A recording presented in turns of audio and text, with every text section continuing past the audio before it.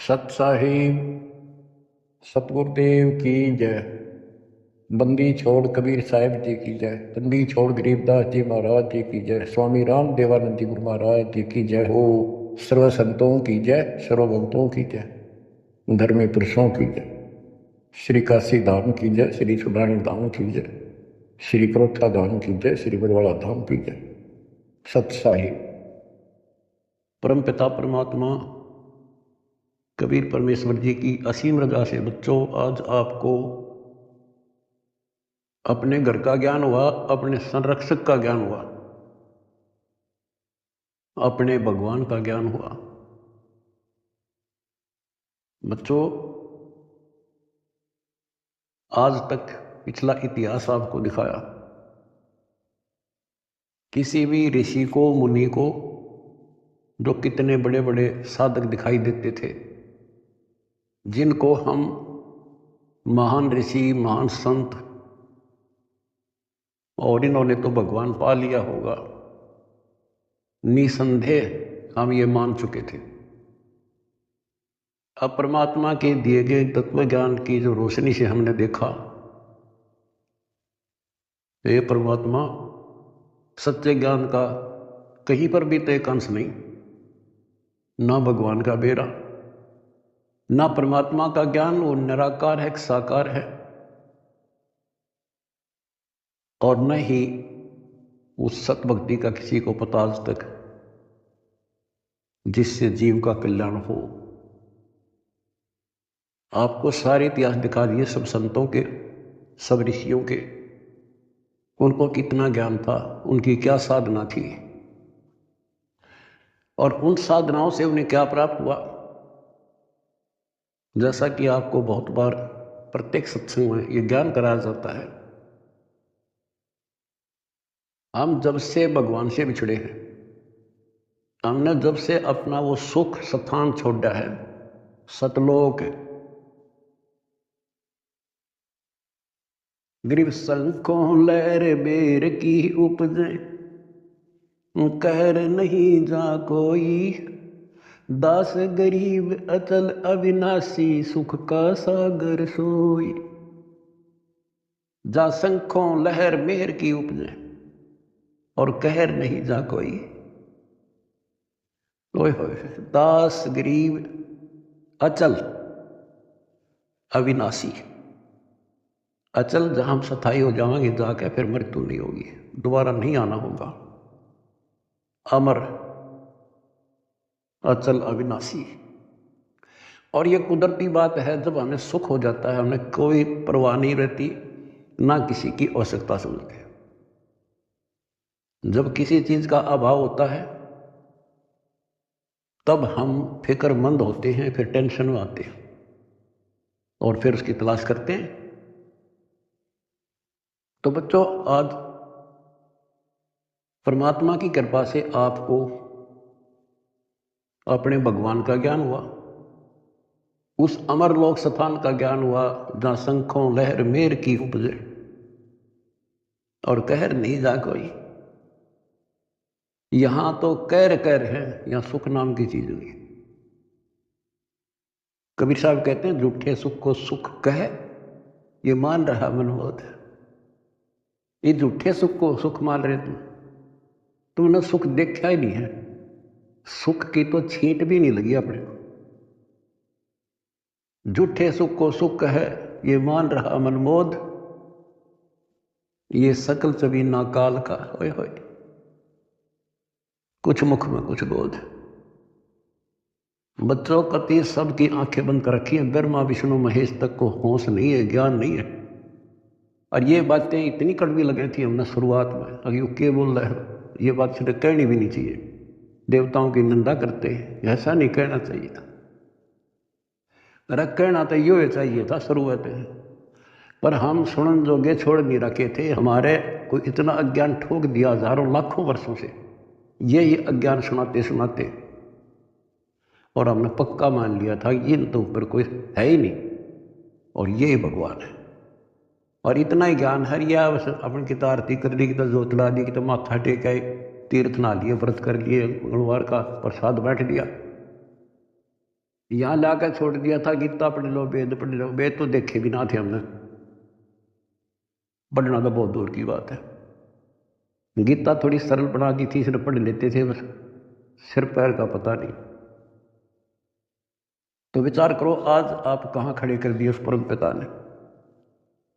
आज एक छोटे से बच्चे के सामने भी कितना विद्वान आ जाओ फेल होकर जा गया, ऐसा ज्ञान करा दिया अपने बच्चों को शास्त्र। क्योंकि ज्ञान यही, भगवान यही, और परमाणु सारे, और मोक्ष मंत्र यही, दूसरा है नहीं धरती में। तो दास बार बार आपको कहता है कि आप सामान्य आत्मा नहीं हो। आज विश्व हम किसे दिखाई दें, किसे ने उन कार कोठियां वाला नाम दिखाए गसियारे से हैं, लेकिन आप भक्ति धन से परिपूर्ण हो। एक उदाहरण देता हूं, जैसे बाबा नानक जी सतयुग में राजा अमरीश थे, और भक्ति की चाह तो थी ही, कसक तो थी, क्योंकि जब से हम भगवान के घर से आए हैं उसके बाद हमने महसूस हुआ कि ये सुख नहीं है। हमने सोचा राज में सुख, राज दे दिया क्योंकि कमाई हमारी थी। राज में सुख नहीं, फिर भी इसलिए भक्ति की चाह बनेगी, राज में सुख नहीं था। तो राजा अम्बरीश फिर भी भक्ति करते थे, राज भी था। यदि राज में ही सुख होता तो भक्ति की आवश्यकता ही नहीं थी। अब वर्तमान जैसे राजा नहीं थे, क्योंकि नेक आत्मा राजा बनते थे, और उनको फिर भक्ति की चाह रहती थी, क्योंकि भक्ति से ही राजा बनता है, कोई तप से बनता है। तो राजा अम्बरीश भक्ति भी करते थे, और एक नंबर के भगत थे विष्णु जी के। आपको वेदों से पढ़ाया कि परमात्मा ऊपर के लोक में रहता है और वहां से गति करके आता है, अच्छी आत्माओं को मिलता है, उनको भक्ति की सही दिशा देता है, और भक्ति के यथार्थ मंत्रों को डिस्क्लोज करते हैं, आविष्कृत करते हैं। और परमात्मा अपनी वाणी में कहते हैं, जो जन मेरी शरण है ताका हूं मैं दास, और गेल गेल ला गया करूं जब तक धरती आकाश। तो राजा अम्बरीश को भगवान मिले, ज्ञान सुनाया, क्योंकि साधु संत से प्रत्येक भक्त आत्मा प्रभावित होते हैं, ज्ञान जरूर सुनते हैं। परमात्मा सबको प्रथम मंत्र देते थे, आगे वो कर्महीन उसमें से जैसा ठीक लगता एक छांट लेता। जैसे कोई विष्णु का उपासक है तो हरियम राख लिया, कोई शिव का उपासक है सोम सोम जपन लग गया, और कोई माता का उपासक है वो श्रीयम श्रीयम करने लग गया, या गणेश का उपासक किलिप करी, और उसके साथ फिर अपनी साधना थी वो भी करते रहते थे। तो राजा अम्बरीश कितने महान भगत हुए हैं, दुर्वासा जैसे तपस्वी को भी फिट्टे मुंह होना पड़ा। और उसके बाद बच्चों वो क्या बनते हैं, अगला जन्म राजा जनक का होता है, फिर भी राजा जो पिछले पुण्य, और फिर अम्बरीश राजा के समय भी उन्होंने खूब यज्ञ की, धर्म किए, और राजा जनक के समय सुखदेव ऋषि जैसे जो त्यागी बैरागी मानता था अपने आप को, और सिद्धि युक्त था कि आकाश में उड़ जाता था, अपने समान किसी को नहीं समझता था, उनको भी राजा जनक के सामने नतमस्तक होना पड़ा। अब जो दास आपको निष्कर्ष निकाल कर देगा ना, वो बात ध्यान रखना। अब राजा जनक ने अपना टाइम पूरा कर लिया, पुण्य थे स्वर्ग में खत्म करे, और बाकी उसके बाद कलयुग में बाबा नानक जी के रूप में जन्मे। उसमें उनके कितने ठाठ थे, नौकर थे, रानियां नौकरानियां थी, सैनिक थे, और खूब खान पीन में मौज थी, क्योंकि उनकी अपनी कमाई थी। फिर वो आत्मा क्या बनती है, Baba Nanak hand to mouth हो गए, निर्वाह करने के लिए स्वयं एक नवाब के वहां गोदाम में, मोदी खाने में नौकरी लगे। अब ये विचार करने वाली बातें हैं, ये है तत्व ज्ञान, यानी जिसमें कोई निष्कर्ष निकले। रामायण सुना दी, महाभारत सुना दी, कृष्ण लीला सुना दी, ये तो है कथाएं, भगवान की कथाएं हैं, लेकिन उसका सार क्या है, तो जंगल वन है, वन में हर तरह की जड़ी बूटियाँ हैं, लेकिन वैद्य निकाल लेगा कौन सी जड़ी चाहिए हमने, वह निकाल ली और दवाई बना दी, खाओ अपना रोग हटाओ, उसको वैद्य कहते हैं। तो तत्वदर्शी संत अध्यात्म का वैद्य होता है, डॉक्टर होता है। अब आपके सामने ये डॉक्टर थे नहीं, वही वन, वही जड़ी बूटियाँ, वही शास्त्र, सारा कुछ लिखा हुआ, वही कबीर सागर, वही गरीबदास जी ग्रंथ, वही गीता, वेद, पुराण, कुरान, बाइबल। चरित्रवान की कथा। एक सुखदेव ऋषि जी थे। वे श्री वेद व्यास के पुत्र थे। एक दिन वे दीक्षा लेने के उद्देश्य से राजा जनक जी के पास मिथिला नगरी में गए। राजा जनक जी ने कहा कि सुखदेव, कल सुबह नाम दूंगा। उनके ठहरने की व्यवस्था अलग भवन में कर दी। Page number 41। एक सुंदर युवती को ऋषि जी की सेवा में परीक्षा लेने के उद्देश्य से भेजा। युवती सुखदेव जी के पलंग पर पैरों की ओर बैठ गई। ऋषि जी ने पैर सिकोड़ कर और मोड़ लिए। युवती ऋषि जी की ओर निकट हुई तो उठकर खड़े हो गए। कहा कि हे बहन, आप अच्छे घर की बेटी दिखाई देती हो, कृपा कमरे से बाहर जाएं, नहीं तो मैं चला जाता हूँ। लड़की चली गई। राजा जनक से बताया कि सुच्चा व्यक्ति है, ऐसे ऐसे हुआ। सुबह राजा जनक जी ने ऋषि सुखदेव जी से पूछा कि आपसे मिलने स्त्री आई थी, आपने उसे अंगीकार न करके अच्छे संयम का प्रदर्शन किया। आप संयमी व्यक्ति हैं, धन्य है आपके माता पिता। कबीर परमेश्वर जी के विचार इनसे भी उच्च तथा श्रेष्ठ है। वे कहते हैं कि ऋषि सुखदेव भी आत्मज्ञानी नहीं था, क्योंकि जब युवती सुखदेव के पलंग पर बैठी तो सुखदेव ने उसे स्त्री समझकर अपने शरीर से छूने नहीं दिया और खड़ा होकर बाहर जाने की तैयारी कर दी। इससे स्पष्ट है कि सुखदेव जी को आत्मज्ञान नहीं था। विचार करें कि यदि युवती के स्थान पर युवक बैठ जाता तो सुखदेव जी क्या करते। वे उससे कुशल मंगल पूछते और पलंग छोड़कर खड़े नहीं होते। कहते कि भैया, पलंग एक ही है, आप पलंग पर विश्राम करो, मैं नीचे पृथ्वी पर आसन लगा लेता हूँ। यदि युवती सभ्य होती तो कहता कि नहीं ऋषि जी, आप पलंग पर विराजो, मैं पृथ्वी पर विश्राम करूंगा। परंतु युवती होने के कारण ऋषि सुखदेव को काम दोष के कारण भय लगा। कबीर परमेश्वर जी ने बताया है कि स्त्री तथा पुरुष आत्मा के ऊपर दो वस्त्र हैं। जैसे गीता अध्याय 2 श्लोक 22 में कहा है कि अर्जुन, जीव शरीर त्याग कर नया शरीर धारण कर लेता है, इसे मृत्यु कहते हैं। यह तो ऐसा है जैसे मनुष्य पुराने वस्त्र त्याग कर नए पहन लेता है। इसलिए आत्म तत्व को जान। उदाहरण, एक गांव में सांग यानी स्वांग मंडली आई। कई दिन सांग किया। पुराने जमाने में सांग के नाटक में पुरुष ही स्त्री का अभिनय किया करते थे। एक लड़का अपने साथी के साथ पहली बार सांग देखने गया। सांग में एक लड़के को लड़की के वस्त्र पहना रखे थे। छाती भी युवा की लड़की की तरह लग रही थी। प्रथम बार गए लड़के ने अपने साथी यानी जो कई बार सांग देख चुका था से कहा कि देख कितनी सुंदर लड़की है। साथी बोला, यह लड़की नहीं लड़का है। परंतु प्रथम बार गया लड़का मानने को तैयार नहीं था। उसको अपने मित्र की बातों पर विश्वास नहीं हो रहा था। सांग के समाप्त होने के पश्चात सांगी अपने उस स्थान पर गए जहां ठहरे हुए थे। दोनों लड़के भी उनके साथ वहीं गए। उस लड़के ने जो लड़की का स्वांग बनाए हुए था अपने स्त्री वाले वस्त्र उतार कर खूंटी पर टांग दिए। छाती से बनावटी दूधी उतार कर बैग में डाल दी। कच्चे कच्चे में स्नान करने चला गया। यह देखकर नए दर्शक को विश्वास हुआ कि वास्तव में यह लड़का है। अगले दिन उस लड़के दर्शक को वह लड़की के वेश में लड़के में लड़की वाली मलिन वासना दिल में नहीं आई।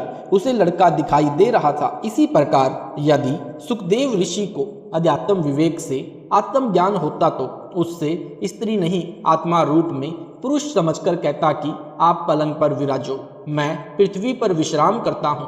Page number 42। साधु संत फकीर इस विचारधारा से जीवन जीते हैं, साधना करके मोक्ष प्राप्त करते हैं। संगत का प्रभाव तथा विश्वास प्रभु का। एक गांव में एक व्यक्ति के विवाह को 10-12 वर्ष हो चुके थे, संतान नहीं हुई थी। उसी गांव से बाहर लगभग 2 किलोमीटर की दूरी पर एक आश्रम था। उसमें एक सिद्ध संत रहता था। वह गांव से भिक्षा मांग कर लाता था। उसको 3-4 या अधिक दिन खाता रहता था। एक दिन वह उस घर से भिक्षा लेने गया जिस व्यक्ति को कोई संतान नहीं थी। स्त्री पुरुष दोनों ने साधु जी से पुत्र प्राप्ति के लिए चरण पकड़कर प्रार्थना की। साधु ने कहा कि एक शर्त पर संतान हो सकती है। स्त्री या पुरुष ने पूछा कि बताओ। साधु ने कहा कि प्रथम पुत्र उत्पन्न होगा, 2 वर्ष होने के पश्चात मुझे चढ़ाना होगा, उसे मैं अपना उत्तराधिकारी बनाऊंगा। आपको मंजूर हो तो बताओ। उसके पश्चात लड़की होगी, फिर एक पुत्र होगा। दोनों ने उस शर्त को स्वीकार कर लिया। साधु के आशीर्वाद से 10वें महीने पुत्र हुआ। 2 वर्ष का होने पर साधु को सौंप दिया।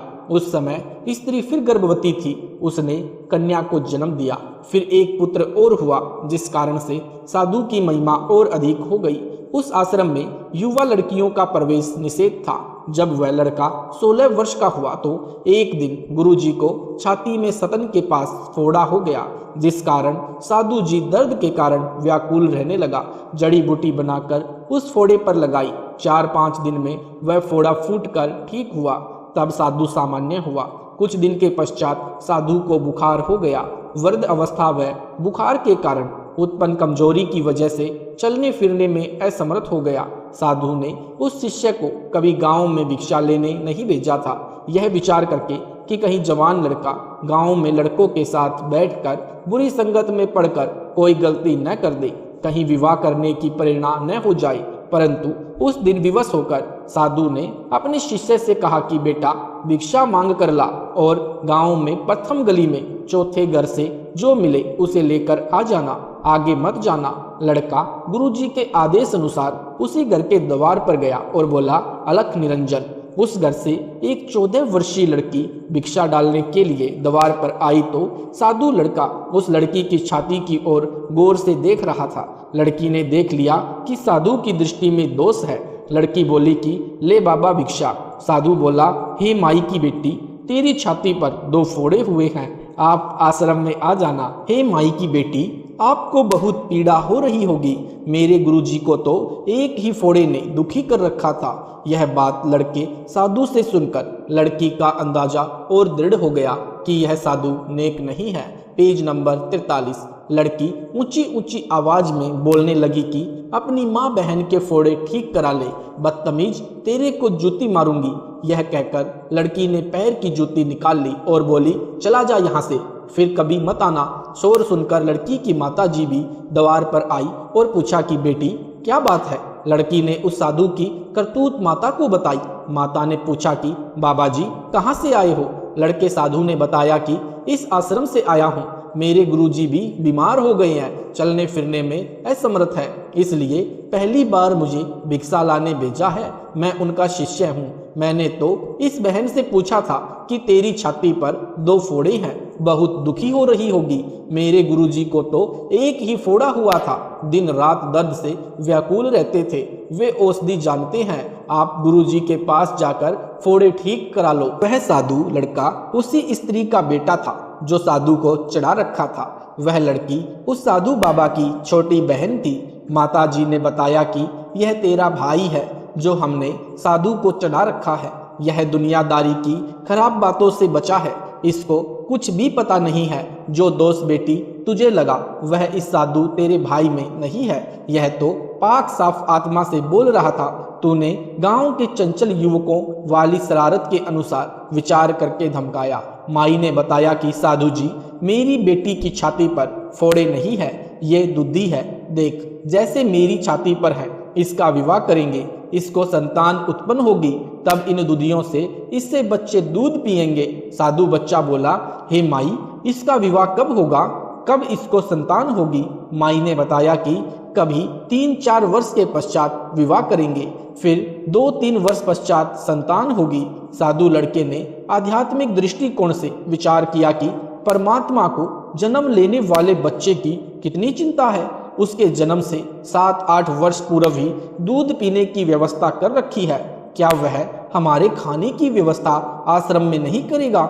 हम तो गुरु शिष्य उस परमात्मा के भरोसे बैठे हैं। आज के बाद भिक्षा मांगना बंद। यह विचार कर रहा था कि माई ने पूछा, बाबा जी क्या चिंता कर रहे हो। साधु बोला कि माई, चिंता समाप्त। यह कहकर भिक्षा सहित झोली यानी थैला गली में फेंककर आश्रम खाली हाथ आया तो गुरुजी ने पूछा कि भिक्षा क्यों नहीं लाया? झोली किसी ने छीन ली क्या? लड़की ने बताया कि गुरुजी, जब परमात्मा बच्चे के जन्म लेने से 7-8 वर्ष पूर्व ही सरव खाने की व्यवस्था करता है तो क्या अपनी आश्रम में नहीं करेगा? अवश्य करेगा। इसलिए मैं झोली गली में फेंक आया। साधु समझ गया कि यह कामचोर रास्ते में झोली फेंक कर आ गया कि रोज भिक्षा लेने जाना पड़ेगा। साधु विवश था, कुछ नहीं बोला। सोचा कि कल मैं दुखी सुखी होकर जैसे तैसे स्वयं भिक्षा लाऊंगा। जब साधु बालक झोली तथा भिक्षा गली में फेंक कर आश्रम में चला गया तो परमात्मा ने नगर के कुछ व्यक्तियों में प्रेरणा की कि बड़े बाबा अस्वस्थ हैं। Page number 44। छोटे बाबा को किसी ने कुछ कह दिया, वह भिक्षा व झोली दोनों फेंक कर चला गया। साधु भूखा है, बच्चा भी भूखा रहेगा, यह विचार करके अच्छा भोजन तैयार किया। खीर फुलके दाल बनाकर पहले एक लेकर पहुंचा और साधु से कहा कि छोटा बाबा जी किसी के कहने पर रुष्ट होकर भिक्षा नहीं लाया, झोली भिक्षा फेंक आया, आप भोजन खाओ। साधु ने कहा कि पहले बालक को खिलाओ। बालक बोला कि पहले गुरुजी खाएंगे, फिर चेला खाएगा। साधु भोजन खाने लगा। इतने में दूसरा हलवा पूरी छोले लेकर आ गया। इस प्रकार लगभग 10 व्यक्ति गांव के यही विचार करके भोजन लेकर आश्रम में पहुंचे। चेला बोला कि वाह भगवान, हमें तो पता ही नहीं था कि आप कितने अच्छे हो, इसलिए आपके नाम की चिंता कम भोजन की अधिक रहती थी। गांव वालों ने नंबर बांध लिया कि एक दिन एक घर से साधुओं का भोजन भेजा जाए। ऐसा ही हुआ। शिक्षा जैसी संगत वैसी रंगत। अपना दोष दूसरे में दिखता है। परमात्मा पर विश्वास बिना भक्त अधूरा है। मांग कर खाना भी शास्त्र विरुद्ध है, क्योंकि यदि भक्त की श्रद्धा तथा भावना सच्ची है तो परमात्मा व्यवस्था कर देता है, परंतु गृहस्थी के कर्म करके भोजन ग्रहण करना सर्वोत्तम है। साधु संत का कर्म सत्संग करना, भक्ति करना है। यदि सच्ची श्रद्धा से करता है तो उसे मांगने की आवश्यकता नहीं पड़ेगी। संत गरीबदास जी ने परमात्मा कबीर जी से प्राप्त ज्ञान से अपनी अमृत वाणी में कहा है कि गरीब नट पेरना कांजर सांसी, मांगत है बठियारे, जाकी तारी लागी तत्मय, मोती देत उधारे। गरीब द्रौपद सुधा के चीर बढ़ाए, बिन ही ताने का ते, सकल मनोरथ पूर्ण साहिब, तुम क्यों मांगन जाते। गरीब आप ते आवे रतन बराबर, मांग्या आवे लोहा, लक्षण नहीं जोग के जोगी, जा बस्या बन खोहा। गरीब टूका कारण फिरे कुकरा, सतगर फिरे आवे, ये तो लक्षण नहीं जोग के, क्यों बाणा बिरदल जावे। भावार्थ उपरोक्त वाणियों का भाव है कि जो सत्य भक्ति शास्त्र अनुकूल नहीं करते, वे साधु वेश बनाकर ऐसे मांगते फिरते हैं जैसे कुत्ता टूक रोटी के लिए 70 घरों में जाता है। Page number 45। जैसे अन्य जाति वाले नट पेरने कांजर व सांसी लोग रोटी के लिए भटकते थे। यदि साधु भी ऐसे ही करता है तो उसकी साधना में त्रुटि है। परमेश्वर कबीर जी अपना दैनिक कर्म जुलाहे का करते थे तथा सत्य साधना भी करते थे, वह सत्संग भी करते थे। सत्य भक्ति करने वाले की परमात्मा कैसे सहायता करता है, यह प्रमाण स्वयं कबीर जी ने दिया है। कथा इस प्रकार है। परमेश्वर कबीर जी द्वारा काशी शहर में भोजन भंडारा यानी लंगर की व्यवस्था करना। शेख तकी सब मुसलमानों का मुखिया अर्थात मुख्य पीर था, जो पहले से ही परमेश्वर कबीर जी से खार खाए था, अर्थात पहले से ही ईर्ष्या करता था। सर्व ब्राह्मणों तथा मुल्ला काजियों व शेख तकी ने मजलिस यानी मीटिंग करके षड्यंत्र के तहत योजना बनाई कि कबीर निर्धन व्यक्ति है, इसके नाम से पत्र भेज दो कि कबीर जी काशी में बहुत बड़े सेठ हैं। उनका पूरा पता है कबीर पुत्र नूर अली अंसारी, जुलाहों वाली कॉलोनी, काशी न शहर। कबीर जी 3 दिन का धर्म भोजन भंडारा करेंगे। सर्व साधु संत आमंत्रित हैं। प्रतिदिन प्रत्येक भोजन करने वाले को 1 दोहर यानी जो उस समय का सबसे कीमती कंबल के स्थान पर माना जाता था, 1 मोहर यानी 10 ग्राम स्वर्ण से बनी गोलाकार की मोहर दक्षिणा में देंगे। प्रतिदिन जो जितनी बार भी भोजन करेगा, कबीर जी उनको उतनी बार ही दोहर तथा मोहर दान करेगा। भोजन में लड्डू, जलेबी, हलवा, खीर, दही बड़े, मालपुड़े, रसगुल्ले आदि आदि सब मिष्टान खाने को मिलेंगे। सूखा सीधा यानी आटा, चावल, दाल आदि सूखे जो बिना पकाए हुए, घी बूरा भी दिया जाएगा। एक पत्र शेख तकी ने अपने नाम तथा दिल्ली के बादशाह सिकंदर लोधी के नाम भी भिजवाया। निश्चित दिन से पहले वाली रात्रि को ही साधु संत भक्त एकत्रित होने लगे। अगले दिन भंडारा होना था। परमेश्वर कबीर जी को संत रविदास जी ने बताया कि आपके नाम से पत्र लेकर लगभग 18 लाख साधु संत व भक्त काशी शहर में आए हैं, भंडारा खाने के लिए आमंत्रित हैं। कबीर जी अब तो अपने को काशी त्याग कर कहीं और जाना पड़ेगा।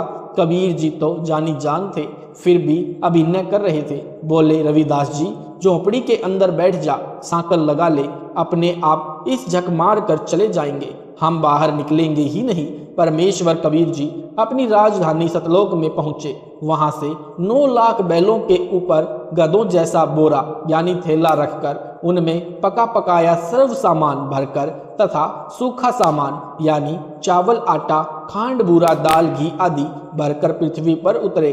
सतलोक से ही सेवादार आए। परमेश्वर कबीर जी ने स्वयं बंजारे का रूप बनाया और अपना नाम केशव बताया। दिल्ली के सिकंदर बादशाह तथा उसका धार्मिक पीर शेख तकी भी आया।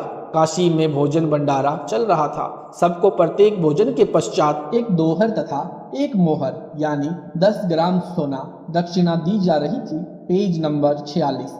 कई बेईमान संत तो दिन में 4-4 बार भोजन करके चारों बार दोहर तथा मोहर ले रहे थे। कुछ सूखा सीधा यानी चावल, खांड, घी, दाल, आटा भी ले रहे थे। यह सब देखकर शेख तकी ने तो रोने जैसी शकल बना ली।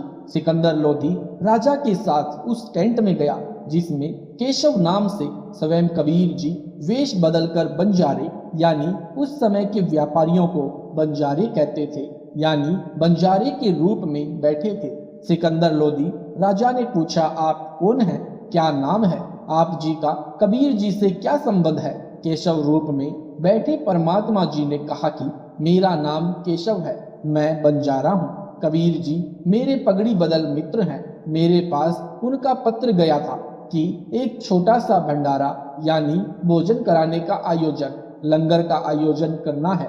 कुछ सामान लेते आइएगा। उनके आदेश का पालन करते हुए सेवक हाजिर है। भंडारा चल रहा है। शेख तकी तो कलेजा पकड़कर जमीन पर बैठ गया जब यह सुना कि एक छोटा सा भंडारा करना है जहां पर 18 लाख व्यक्ति भोजन करने आए हैं। प्रत्येक को दोहर तथा मोहर और आटा, दाल, चावल, घी, खांड भी सूखा सीधा रूप में दिए जा रहे हैं। इसको छोटा सा भंडारा कह रहे हैं, परंतु ईर्ष्या की अग्नि में जलता हुआ विश्राम गृह में चला गया और जहां पर राजा ठहरा हुआ था। सिकंदर लोधी ने केशव से पूछा, कबीर जी क्यों नहीं आए? केशव ने उत्तर दिया कि उनका गुलाम जो बैठा है उनको तकलीफ उठाने की क्या आवश्यकता, जब इच्छा होगी आ जाएंगे। यह भंडारा तो 3 दिन चलना है। सिकंदर लोधी हाथी पर बैठकर अंगरक्षकों के साथ कबीर जी की झोपड़ी पर गए। हाथी से उतरकर राजा ने दरवाजे पर दस्तक दी। कहा, परवरदिगार दरवाजा खोलो, आपका बच्चा सिकंदर आया है। कबीर परमेश्वर जी ने कहा, हे राजन, कुछ व्यक्ति मेरे पीछे पड़े हैं। प्रतिदिन कोई न कोई नया षड्यंत्र रचकर परेशान करते हैं। आज झूठा पत्र डालकर लाखों व्यक्ति बुलाए हैं। मैं निर्धन जुलाहा कपड़े बुनकर परिवार पोषण कर रहा हूँ। मेरे पास भोजन भंडारा करवाने तथा दक्षिणा देने के लिए धन नहीं है। मैं रात्रि में परिवार सहित काशी नगर को त्याग कर कहीं दूर स्थान पर चला जाऊंगा। मैं दरवाजा नहीं खोलूंगा। सिकंदर सम्राट बोला, हे कादिर अल्लाह यानी समर्थ परमात्मा, मैंने आपको पहचाना है। आप मुझे नहीं बहका सकते। आपने चौपड़ के खुले स्थान पर कैसे भंडारा लगाया है? आपका मित्र केशव आया है, अपार खाद्य सामग्री लाया है। लाखों लोग भोजन करके आपकी जय जयकार कर रहे हैं, आपका दर्शन करना चाहते हैं। एक बार किवाड़ खोलकर अपने गुलाम सिकंदर को दर्शन तो दो। कबीर जी ने संत रविदास जी से कहा कि खोल दो किवाड़। दरवाजा खुलते ही सिकंदर राजा ने जूती उतारकर मुकुट सहित दंडवत प्रणाम किया।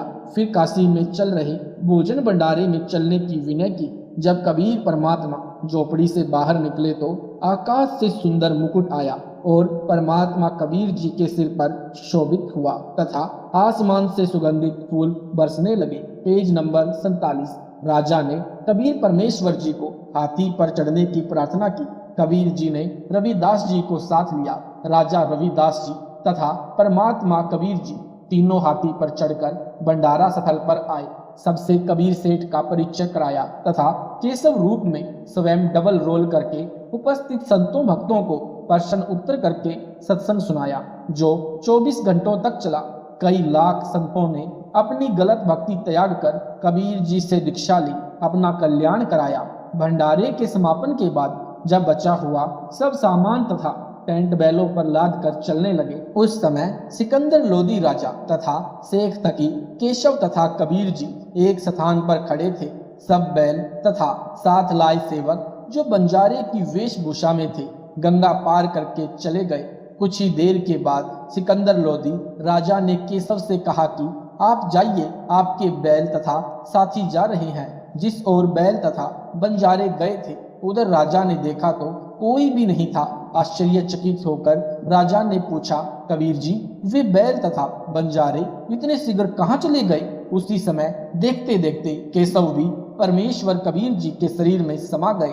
अकेले कबीर जी खड़े थे। सब माजरा यानी रहस्य समझकर सिकंदर लोदी राजा ने कहा कि कबीर जी, यह सब लीला आपकी ही थी, आप स्वयं परमात्मा हो। शेख तकी के तो तन मन में ईर्ष्या की आग लग गई। कहने लगा, ऐसे ऐसे भंडारे हम 100 कर दें। यह क्या भंडारा किया है? महोत्सव किया है। महोत्सव उस अनुष्ठान को कहते हैं जो किसी गुरु द्वारा किसी वृद्ध की गति करने के लिए थोपा जाता है। उसके लिए सब घटिया सामान लगाया जाता है। जग जोनार करना उस अनुष्ठान को कहते हैं जो विशेष खुशी के अवसर पर किया जाता है, जिसमें अनुष्ठान करने वाला दिल खोल कर रुपए लगाता है। संत गरीबदास जी ने कहा है कि गरीब कोई कहे जग जोनार करी है, कोई कहे महोत्सव, बड़े बड़ाई किया करें, गाली काटे ओछा। शब्दार्थ, उस सबोज यानी भोजन भंडारे को देखकर नेक व्यक्ति तो कह रहे थे कि जग जोनार यानी दिल खोल कर धर्म में रुपया खर्च करके धर्म का कार्य किया है, यानी धर्म यज्ञ करके जीवन वार की है, यानी भोजन खिलाया है। जो अहंकारी दुष्ट व्यक्ति थे वे कह रहे थे कि महोत्सव किया है, यानी मन मार कर कम खर्च करके भंडारा किया है। सारांश, कबीर जी ने भक्तों को उदाहरण दिया है कि यदि आप मेरी तरह सच्चे मन से भक्ति करोगे तथा ईमानदारी से निर्वाह करोगे तो परमात्मा आपकी ऐसे सहायता करता है। भक्त ही वास्तव में सेठ अर्थात धनवंता है। भक्त के पास दोनों धन है। संसार में जो चाहिए वह भी धन भक्त के पास होता है तथा सत्य साधना रूपी धन भी भक्त के पास होता है। सत साहिब जी, इस वीडियो के बनाने का उद्देश्य हमारा किसी को भी नीचा दिखाना या किसी की भावनाओं को ठेस पहुंचाने का नहीं था। इस वीडियो के बनाने का उद्देश्य हमारा भक्त समाज को राह दिखाना है। अगर आपको यह वीडियो अच्छा लगा है तो इस वीडियो को लाइक करें, शेयर करें, कमेंट करें। ऐसे ही वीडियो देखने के लिए हमारे चैनल को सब्सक्राइब जरूर करें। सत साहिब जी।